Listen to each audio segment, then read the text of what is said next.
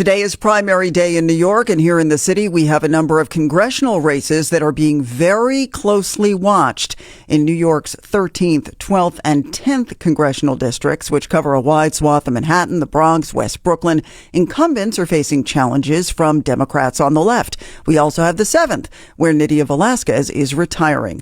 Mayor Mamdani has endorsed 8 candidates in both state and congressional races, and he joins us live on 1010 Wins. Good morning, sir. Good morning. It's such a pleasure to be on. Thank you for being here. So the first question, are you concerned that if your choices don't win, that you will have spent too much political capital so early in your term? Well, I think the point of having political capital is spending it to make working people's lives easier. And the reason that I made the decision to endorse these 3 incredible congressional candidates in Daria Lisa, Claire Valdez, and Brad Lander, as well as 5 state legislative candidates, 1 for the state Senate, 4 for the state Assembly, is because in each of them, I see partners in the work that we have in front of us, which is to transform the nation's most expensive city into one that New Yorkers can actually afford.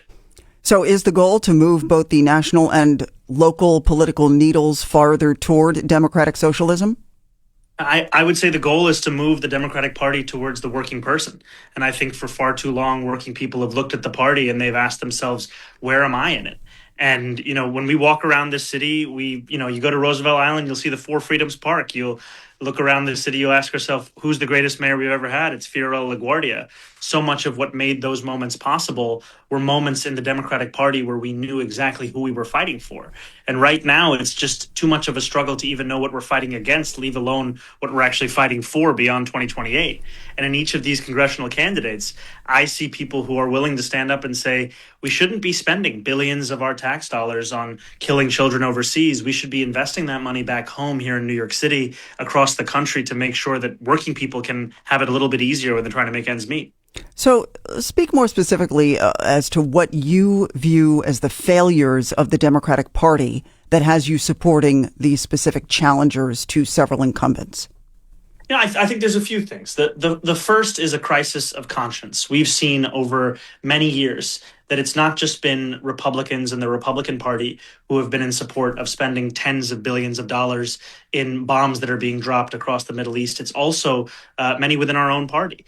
And I think it's important for us to speak up and say that we care about babies wherever they may be living and that we don't care to invest in bombs. And that's something that Daria Lisa says time and again, and was really something that was incredibly appealing to me about a politics of life that she's championed and that so many constituents are looking for.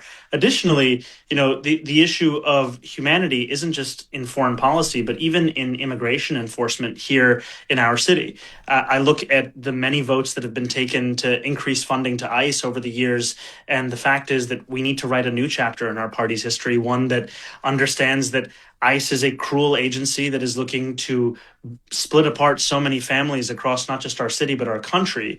And when I look at these 3 congressional candidates that I've endorsed, they're all clear on the necessity of bringing humanity back to immigration enforcement and not co-signing the federal government's attempt to build the largest deportation machine in American history. So if your picks are successful, you're going to be seen as a kingmaker. What do you think about that?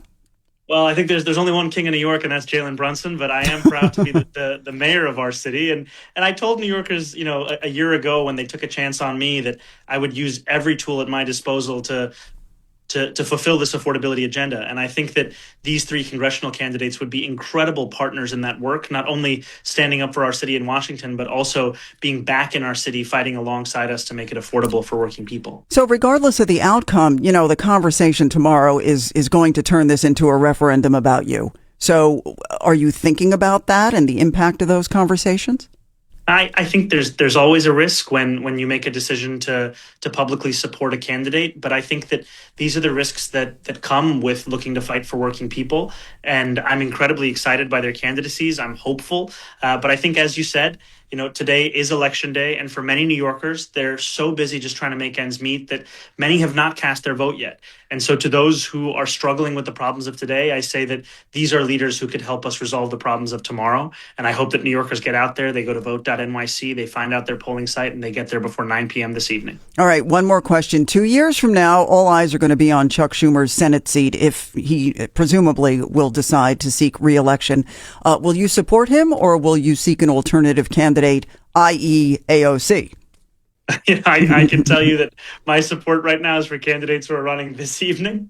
Okay. And once we get beyond that, then I'll start thinking about the future. But I do appreciate the question. All right, Mr. Mayor, thank you very much. We appreciate your time. All the best. Thank you. All right, Mayor Mamdani live on 1010 Wins. And the message, of course, get out and vote in today's primaries.